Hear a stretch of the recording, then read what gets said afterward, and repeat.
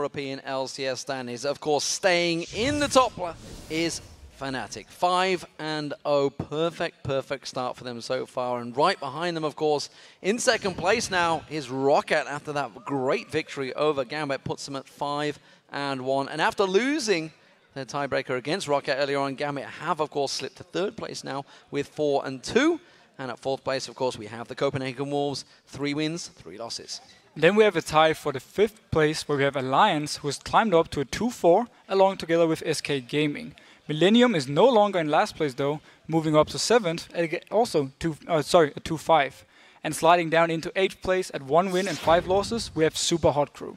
So let's take a look at some of the players who have managed to pull off some impressive gameplay and their positions this week. In the top lane, well, it's Wicked. He absolutely trolled his way to a 0-2-11 against the Copenhagen Wolves. And really, it was all about the fact that he played Trundle, picked it into the Renekton. Yeah, I mean, he picked it into, one he was supposed to lose to, and yet he went completely even in the lane. And once you got to team fights, you could put down the ultimate onto Youngbok and just instantly burst him down. Every game he's there, he has a constant pressure on the map, and team fights, he played him so well. Yeah, the second week running, he's done fantastic. Of course, he was runner-up last week for the MVP himself. Mid lane, well, it's Froggen. Well, he went immortal on LeBlanc, didn't he? Showing the world how to do it. Maybe showing Bjergsen how to do it. I don't know. Just shots thrown over to North America, of course. Against Copenhagen Wolves, though, he did help Alliance net 2 wins.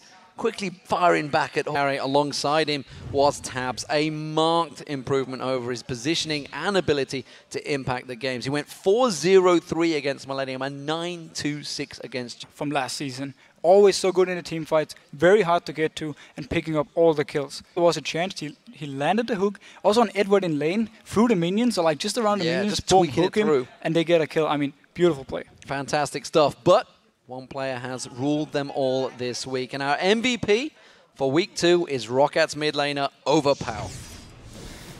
What can you do? I mean, he plays Mordekaiser, and he wins with it. He did so well. Every time in the team fights, the position he has when it starts, he comes in from the side, gets the ultimate on Shyvana, pretty much every fight they actually had, get a lot of, both... The fact that he can play a champion like Mordekaiser right now, with all the aggressive junglers there is, and still do so. On Saturday, the North American LCS rolls into their second week with 4 big games. Team Dignitas will be starting things off against XDG. Meanwhile, Team Coast are going to... Mid versus Counter Logic Gaming. Those matches start on Saturday at 9 p.m. Central European Time, 12 noon Pacific Time. And of course, do not forget the European LCS will be back next Thursday. So starting things off will be 2 giant games. Gambit up against Alliance. I'm excited for that one. And Roccat, well, they're facing Fnatic. The battle for the top. And then we have Super Hot Crew versus SK Gaming. Both teams need a win.